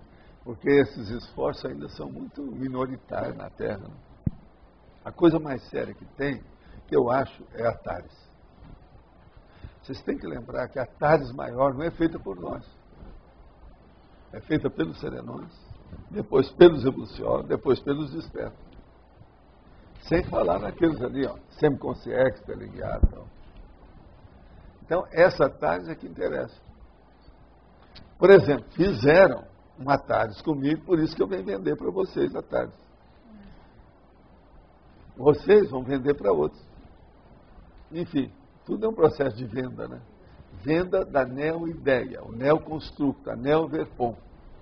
Esse que é o caminho. Mas uma central, por exemplo, da verdade, não é isso? Só que do ponto de vista da energia... Mas é que essas aí são grandes, essas outras todas são muito pequenas, michuruquinha. Você está entendendo? Está tudo começando. Está tudo na base que nós estamos falando, engatinhando, né? Essas centrais. É um processo ainda fetal. Entendi. São muito poucas as OFIEX que existem na Terra. Isso nós temos que caminhar muito. Sempre existiu uma porção, mas de gente. Agora, o processo não é você pegar pré-serenão, que daí a pouco alcança um OFIEX. Isso é novidade. Isso é do século passado para cá. Não havia isso, não. As coisas não existiam. É tanto que não existia que você não vê ninguém falar nisso. Com tanta religião, tanta beatitude, tanto processo, entende? De problema de recolhimento religioso. Quer dizer, não tem nada disso. Yeah. Chegaram perto, alguns até pensaram, mas o negócio não foi avante. Por exemplo, em vez de brigar, o que o Lutero podia ter feito? Sair da Igreja Católica e não fundar a religião, mas falar na tarefa do esclarecimento. Olha, religião é besteira. Ele não tinha capacidade para isso. Agora, a conclusão que a gente chega vendo a gente do passado é o seguinte: nós não tínhamos capacidade para essas coisas. Somos nós. Entendendo? Então é aquilo que eu falo. Na hora que você começa a ter retrocognição, quanto mais fundo for, mais você tampa o nariz. É um fato isso aí. A gente vivencia isso aí. E outra coisa, você vê que a cabeça vai assim diminuindo. Quanto mais no tempo, menor a cabeça. Então hoje a gente já tem uma cabeça. Já está usando um pouco mais. Uns 2% do cérebro. É uma beleza. Tomás, você disse que as OFIEX, ao modo que se coloca na Conscienciologia, a partir do pré-serenão, isso é do século passado para cá? É. Para pegar pré-serenão. Mas não há visto, não. Do jeito que nós estamos hoje, não. E outra coisa, o negócio mais sério, é que essas OFIEX, elas exigem ter pelo menos um amparador de função específico para aquilo. Né? Então, ela sempre envolve mais coisas. Isso não existia antes. O que havia antes era um OFIEX assim, de serenões, ou porque esses eles têm livre trânsito, faz a opção de coisa, movimenta tudo, derroga certos princípios que a gente não entende o nível. Então isso tudo acontece mesmo. Mas, por exemplo, existia uma espécie... Porque se a evolução se dá por aquela lei da oposição dos opostos, existia algum planeta em oposição ao planeta Terra que já dava essa base, esse suporte? Não, existe, a meu ver, existe um monte de planeta, mas eles não têm muito contato uns com os outros, não. O processo todo é esse. Ainda não fizeram a internet interplanetária. Agora está caminhando para isso. Quer dizer, esse planeta aqui deve entrar em contato com essas coisas. Aí é que vem. Por isso que eu falo, ó, tem uma opção de coisas que estão seguindo, Carla, pouco a pouco. Quais são as coisas que estão seguindo? Para a direitologia, holofilosofia, para a diplomacia, Estado mundial. Presta atenção. Aí tem a cosmoética nesse meio todo. Então, a mega fraternidade vivida dentro dessa condição. A hora que chegar nisso, nós vamos mexer com outras coisas por aí. Tem outros que estão no mesmo linha, os afins se atraem. Então, se nós chegarmos nesse nível, vai ter contato, alguma coisa. Colonização de planetas, de astros. Entende? De satélite. A Lua já vai ser colonizada, né? Você calcula que até 1900 ou 2000 e lá vai fumaça, o negócio já vai estar grande. Eles agora já vão, os Estados Unidos já está com um plano, né? Já tem dinheiro, já não sei como é que é, vai começar na Lua. Então é muita coisa. Agora, vai ser muito bom pensar nisso para evitar a guerra aqui. Pensa em colônia lá, esquece da guerra aqui. Agora, ó, vocês viram que o petróleo aí, a gasolina, está a mais de 120 dólares. Eu tinha falado, veja bem, no início do ano passado, eu falei assim, no fim do ano vai chegar a 100. Eu falei para a turma que mexe com a economia aí comigo. Agora veja, o ano que vem eu não falo nada. O negócio, já tem gente já falando que o negócio vai a 200 dólares esse ano. Então, veja, a hora que sobe o barril de petróleo, tudo sobe junto. Eu falei assim, vai dar inflação no Brasil de novo se não tiver cuidado. Eles agora já estão, essa semana hoje, já tem jornal falando que dá uma inflação de 10% aí, não sei o quê. O negócio subiu de uma hora para outra. Você sabia? No Brasil. É tanto que aquele negócio da Selic, eles vão aumentar agora, está na cara. Nós já temos o juro maior do mundo. Agora deve ser o maior dessa galáxia. É o jeito. É o jeito. Extrapolou tudo. Agora, o negócio está aí, está nos jornais, está na mídia. Valdo, você já teve oportunidade, mudando um pouquinho de assunto, de conhecer, de ter contato com uma pessoa que dominasse o estado vibracional, que não fosse da conscienciologia e... Mais ou menos. Mas agora, havia umas conotações que faltou a Tales. Por exemplo, o velhinho que eu encontrei com ele lá na Alexa, em New York, a meu ver, ele dominava isso. Um outro que fazia isso, mas não sabia o que era, porque ele não sabia nem o que era clarividência viajoura, é o Pietro Baldi. Pietro Baldi. É. Mas ele nem sabia o que era clarividência viajoura, ele falou nas NOUs, ele ficou todo empolgado com aquilo. Ele não fez pesquisa do negócio por causa da Igreja Católica. Ele não chegou a fazer pesquisa. E outra coisa, já estava de muita idade. Eu mesmo fui conversar com ele, eu vi a situação. Agora, o homem tinha força presencial, tinha boa energia, eu já falei disso aqui. E ele não conhecia nada disso. Agora, ele gostava até de conversar comigo por causa dessas coisas. Mas eu nunca pude chegar para ele e falar assim, ó, as NOUs que o senhor está falando, isso tudo é bobagem. O problema todo é clarividência viajoura. Isso já está sendo estudado desde o século XIX. O que o senhor teve aí é isso. E falar com ele. Não pude falar, ó, o seu livro mais sério é o Sistema, onde o senhor está falando essas coisas. Grande síntese é besteira, best-seller que foi feito, mas não resolve. Agora ele fez 24 livros, o mais importante é o Sistema. Agora eu vi isso muito cedo. Eu era um rapaz, né? Quando eu encontrei com ele, há 20 e poucos anos.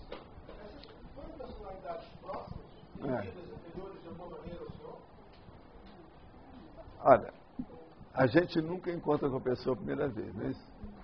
Pensa nisso. Você também. Você está me aguentando há muito tempo. Bom, mas assim, da pessoa dominar o estado vibracional, assim, de você chegar, fazer a abordagem, conhecer e ver que ela está, por exemplo, instalando o estado vibracional. Não é bem assim, porque o estado vibracional é o processo do domínio da energia. Por exemplo, Pietro Baldi não fazia nada disso.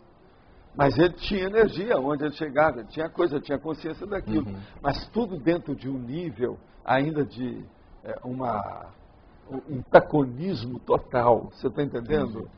Muito processo subordinado ao problema, de sujeição religiosa muito forte. Agora, ele veio para o Brasil para ver se respirava um ar novo, arranjar um oxigênio, melhorar o sangue novo. Mas isso não deu, já estava com muita idade. Ele dessomou ainda danada a vida, com um certo milímetro, você está entendendo, uma água da igreja. Devia ter colocado o livro dele, A Grande Síntese, que era o mais conhecido, que era a parte filosófica mais séria dele, colocar no índex, né? Ele não perdoou isso. E ele que tinha nascido, viveu nas coisas todas lá do Chico de Assis, tinha uma influência muito grande desse idiotismo cultural da época, religiosa, entende? É difícil. Agora, é uma grande personalidade. E o seu Manuelzinho, ele dominava o Manuelzinho até um certo ponto, mas dentro do modo dele. Mas ele não chegou a estudar, né? Agora, o Pietro Baldi é que é o bravo, porque ele era um cara culto. O Manuelzinho não. Desculpa a insistência, mas tem apenas 22 anos e é impossível mudar de base no momento. Existe outra coisa que eu posso fazer? Existe. Se sacrifica, vai morar debaixo do viaduto, passar mal, até fome durante 6 meses, que você vai dar valor para a sua vida. Agora, com 22 anos, você já tem liberdade de ação. Não estou entendendo o que você tem de rabo preso. Não entendo. Pode ser que você esteja na universidade, uma coisa qualquer. Então, muda pelo menos de bairro, já é alguma coisa. Olha bem a sua cidade, eu não sei qual é, veja bem o que você faz. Mas a melhor coisa é a seguinte, é mudar as bases, a base física da pessoa, que é a base energética da situação, para fazer uma blindagem melhor na sua vida e evitar os acidentes de percurso. Agora, junto com isso, uma boa coisa é aquilo que eu vivo repetindo aqui. Auto-organização, autodisciplina. Arranje bons hábitos para criar rotinas úteis. Não tem outro jeito. O mais é conversa fiada, não adianta. A parte prática boa é essa. Agora eu queria saber aí, alguém fez revisão? Você examinou? Está tudo bem? O Roberto está aí hoje? Não. Não tem mais ninguém aí da turma da conformática? Está todo mundo conformado com a situação? É isso? Agora, gente, hoje nós temos aqui 11 verbetes para serem escolhidos na eleição, tá certo? Depois da votação, a Milena e o Eduardo vão passar recados. Todos com papel na mão? Não.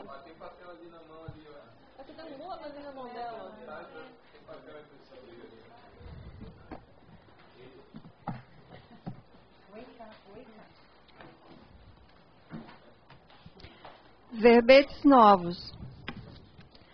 Curiosologia, localização, verbetes antigos, década, diferença semântica, operação, palavra-chave, prerrogativa, primoponente, referência, taxologia da segurança e usabilidade.